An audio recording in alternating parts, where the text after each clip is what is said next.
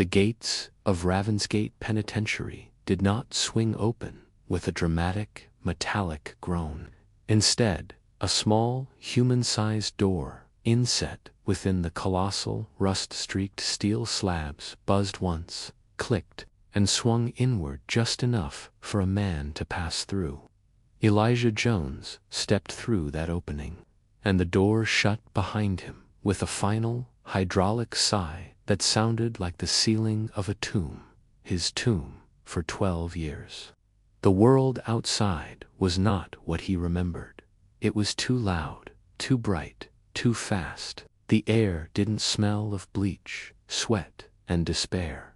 It smelled of cut grass from a distant field, of exhaust fumes from the state highway a mile away, and a clean, rain-washed scent he'd forgotten existed.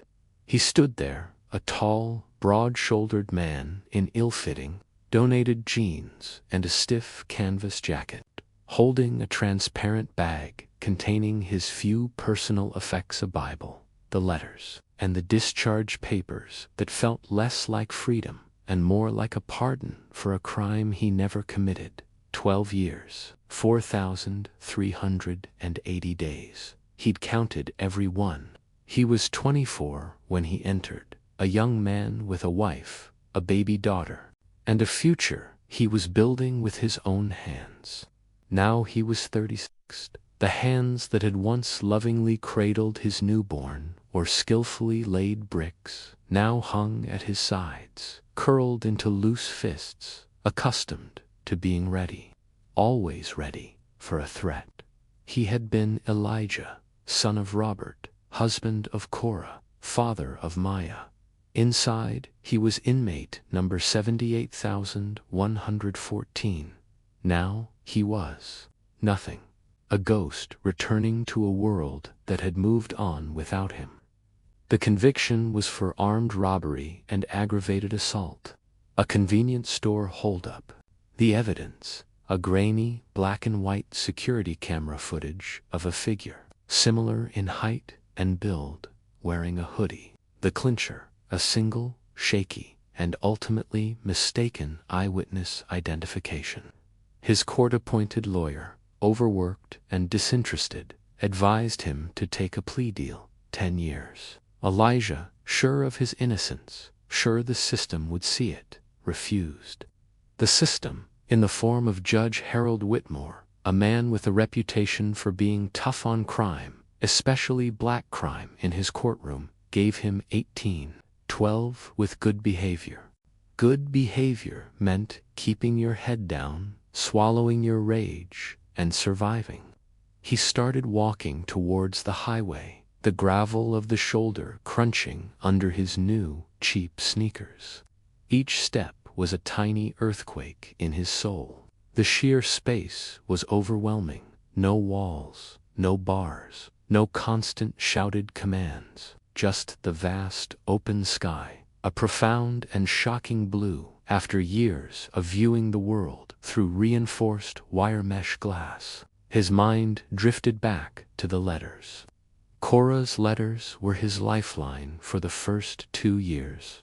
They were filled with love, updates on Maya's first steps, her first words, her laughter. She wrote of her fight, her meetings with a new lawyer, her unwavering belief in his innocence. Then the letters became less frequent. The tone shifted from fierce hope to a desperate, weary sadness. The last letter, 3 years and 4 months into his sentence, was a masterpiece of heartbreak. My dearest Elijah, I have to be honest with you. This is breaking me. I am a shell. I cry when Maya asks for her daddy, and I have nothing to show her but a photograph. The Legal Aid Society says there's nothing more to be done. The appeal was denied.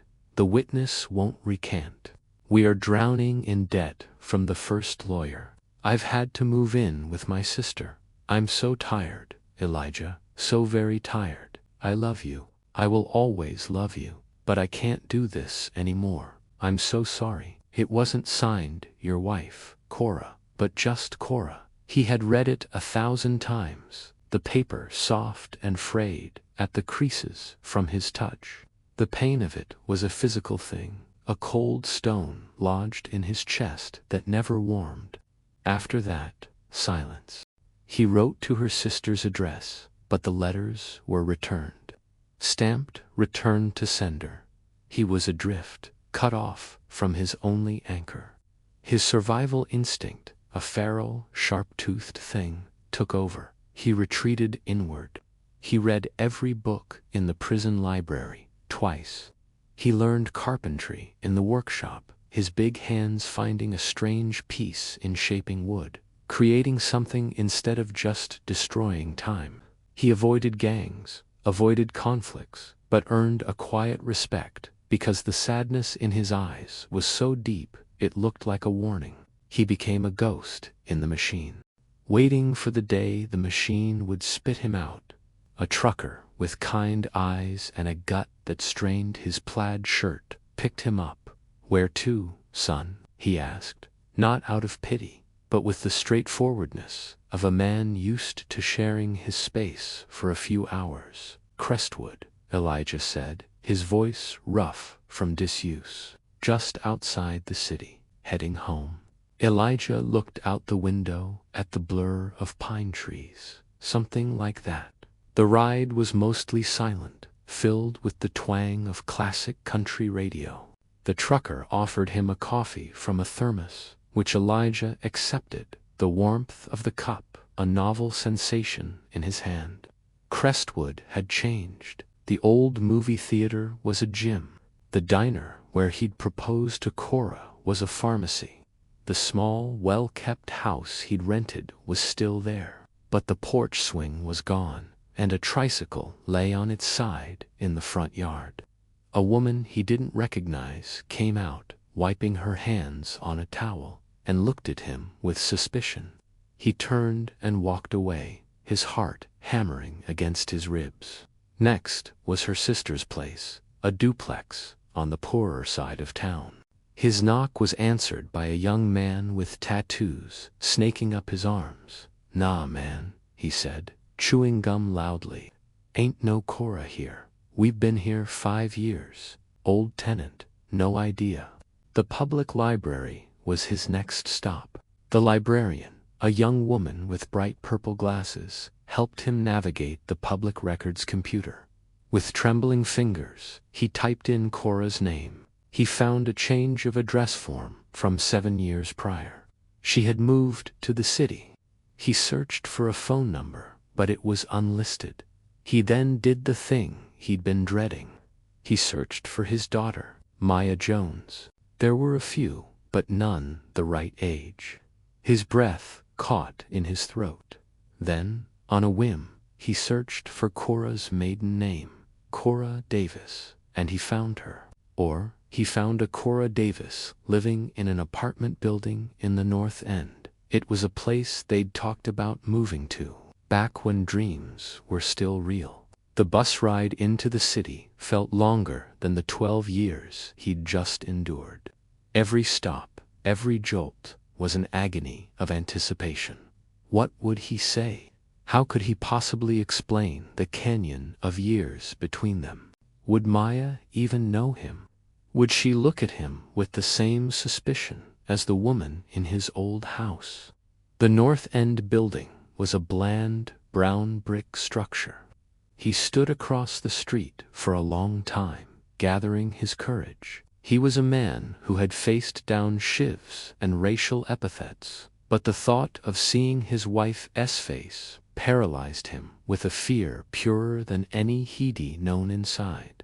Finally, he crossed the street. He pressed the buzzer for 4B, Davis. There was no sound from the intercom, just a long buzz as the door unlocked. He pushed it open and climbed the stairs, his legs heavy. The hallway smelled of disinfectant and cooked onions. He stood before the door, number 4B. He could hear a television inside. He raised his hand to knock, but the door opened before his knuckles made contact. A girl stood there. She was tall for her age, all long limbs and curious eyes. She had Cora's nose, but his eyes, his unmistakable, dark, deep-set eyes. She was holding a tablet. "Hi," she said, without a trace of fear. "Are you here to see my mom?" Elijah's throat closed. He could only nod. He was looking at his daughter, his Maya. "Mom," she yelled over her shoulder, not taking her eyes off him, "there's a man here." And then Cora was there. She stood behind Maya, a dish towel in her hand. Time had been kinder to her than to him, but it had left its marks. Fine lines around her eyes that spoke of worry, a weariness in her posture. She was still beautiful, achingly so. She looked at him, and her expression moved from polite curiosity to confusion, to a dawning, impossible recognition. The towel fell from her hand. "Elijah." The word was a whisper, a breath stolen from her lungs. "Hello, Cora," he managed, his voice cracking. Maya looked from her mother's pale, shocked face to his. Elijah, like Daddy Elijah. Cora seemed to remember herself. She put a protective hand on Maya's shoulder. "Baby, go to your room for a minute." "But Mom." "Now, Maya." The girl went, casting one last, bewildered look at the stranger in the doorway. When the bedroom door clicked shut, Cora and Elijah were alone in the tense space of the hallway. "You're out," she stated, as if she couldn't believe it. "Today," he said. "Why are you here?" There was no warmth in the question. It was a shield. I had to find you, to see her. "You can't just show up here, Elijah," she said, her voice low and fierce. "You can't. Do you have any idea what these years have been like? The looks, the struggle, the explaining. She thinks her father is dead. It was easier than explaining. All of that." The words were a physical blow. He took a half-step back. "You told her I was dead." What was I supposed to tell a 5-year-old? That her daddy was in prison for something he didn't do? That the world is so unjust it can steal a man for no reason? Her eyes glistened with unshed tears. "I grieved for you, Elijah. For years, I fought until I had nothing left to fight with. Then I had to survive. For her, we built a life. It's not much, but it's ours, and it's stable, it's safe. I just want a chance," he pleaded, the proud, broken man emerging, "to know her, to explain to you." "There's nothing to explain," Cora said, but her resolve was weakening, the old love and the immense pain doing battle on her face. The time for explanations was 12 years ago, in a courtroom that didn't listen. She sighed, a sound of utter exhaustion. "You can't stay. You need to go. Cora, please, go. Elijah, please, just go." He looked at the closed bedroom door, behind which was his entire reason for surviving. Then he looked at the face of the woman he loved, etched with a pain he had caused simply by being innocent. He had no right to disrupt their peace. Not today. He nodded, a slow, defeated movement. "I'm sorry," he said. It was utterly inadequate. He turned and walked back down the stairs, each step an eternity. He heard her door close softly behind him. He had found his family, only to lose them again in the space of 5 minutes. He wandered the city streets, a torrent of emotion raging inside him. The joy of seeing Maya, the shock of her life, the devastation of Cora's rejection. It was too much. He found himself in the Central Civic District, a place of imposing stone buildings that housed the law, the government, the very machinery that had chewed him up and spat him out. He sat on a cold marble bench in a small plaza, head in his hands, and for the first time since his first night in a cell, he wept. Great, silent, heaving sobs that racked his large frame. He didn't know how long he sat there. The sun began to dip behind the courthouse, casting long shadows. The city workers streamed out of the buildings, heading home to their families, their lives. A man in a long, expensive wool coat walked briskly across the plaza, a leather briefcase in his hand. He was older, his hair silvered, his posture still erect and authoritative. He was talking on his phone, his voice a familiar, clipped baritone that echoed off the marble walls of the plaza. The sentencing memorandum is insufficient, Barbara. We need stronger precedent. This low-level offender rhetoric is what got this city into trouble in the first place. Elijah froze. The voice, it was a voice from his nightmares, from the darkest days of his life. He looked up, tears still wet on his cheeks. The man was closer now, about to pass directly in front of him. It was Judge Harold Whitmore.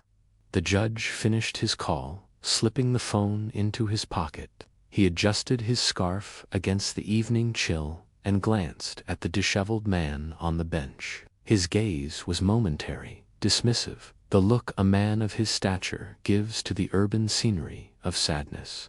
He was about to walk on, but then he stopped. He turned his head back. He looked closer. Something in Elijah's face, in the raw, unvarnished agony etched there, gave him pause. It wasn't recognition, not yet. It was a lawyer's instinct, a judge's habit of scrutiny. Elijah stared back, his tears drying, replaced by a cold, rising tide of 12 years of rage. This man in his fine coat, with his important phone calls about sentencing memorandums. This man had looked down at him from the bench, had listened to the flimsy evidence, had seen a young black man with a public defender, and had made a calculation. He had spoken the number 18 with the same ease another man might order a coffee. He had destroyed a life with a tap of his gavel. Whitmore's eyes narrowed. The dismissal in them was slowly replaced by a flicker of unease, then a dawning, horrifying recollection. The confident posture sagged just a little. The color drained from his face. "My God," the judge whispered, the words barely audible. "Jones, Elijah Jones." Elijah said nothing. He just held the man's gaze, letting him see it all. The pain, the lost years, the broken family, the empty future. Whitmore took an involuntary step back. He looked around the deserted plaza, as if searching for witnesses to this collision of his past and present. His mouth opened and closed, no words coming out. The formidable Judge Whitmore was gone, replaced by a shaken, elderly man confronted by a living ghost of his greatest failure. They said you were released," he stammered. A statement so absurd, Elijah almost laughed. The Innocence Project, the new DNA. The witness recanted last year. I read the brief. Elijah finally found his voice. It was low and gravelly, stripped of all emotion. Last year, he repeated, "That's good. That's real good. That would have been real helpful 11 years ago." Whitmore flinched, as if struck. The process, the appeals. It takes time. I had time, Elijah said, each word a stone dropped into a still pool. I had nothing but time. The judge looked truly old now. The weight of the moment, the sheer monstrousness of the error, was pressing down on him. He had sentenced murderers, rapists, drug kingpins. He had slept soundly at night, believing in the rightness of his work, the protection of society. But this was different. An account that could never be balanced. He didn't offer excuses. He didn't talk about the pressures of the bench, the flawed testimony, the system itself. He just stood there, under the darkening sky, and looked at the man whose life he had irrevocably altered. Judge Whitmore's voice broke. He cleared his throat, tried again. There are no words that can possibly. He shook his head, his eyes glistening. He took a step closer, and for a terrifying moment, Elijah thought the man might reach out and touch him. Instead, Harold Whitmore, a pillar of the judicial community, did the only thing left for him to do. His shoulders slumped, the briefcase seeming to grow heavier in his hand. He looked Elijah directly in the eye, and with a humility that seemed to cost him everything. He spoke two words Elijah had never heard from a figure of authority. "I'm sorry." They were not the words of a judge. They were the words of a man. They were simple, stark, and utterly profound. They didn't give him back his years. They didn't heal the wound with Korah. They didn't make Maya know his name. But they were an acknowledgement, a validation of his truth, his pain, his stolen life. It was a stone removed from the cold, heavy pile on his chest. Elijah looked at him for a long, silent moment. He saw not a monster, not a symbol of injustice, but a fallible human being, finally facing the consequence of his fallibility. The rage within him didn't disappear, but it shifted. It metamorphosed into something else, something weary, something tragic, but something clean. He gave a slow, almost imperceptible nod. It wasn't forgiveness. Forgiveness was a country too distant to see yet. It was simply a receipt, an acknowledgement of the apology. Without another word, Judge Whitmore turned and walked away, his steps slower, less sure than they had been minutes before. He disappeared around a corner, leaving Elijah alone on the bench.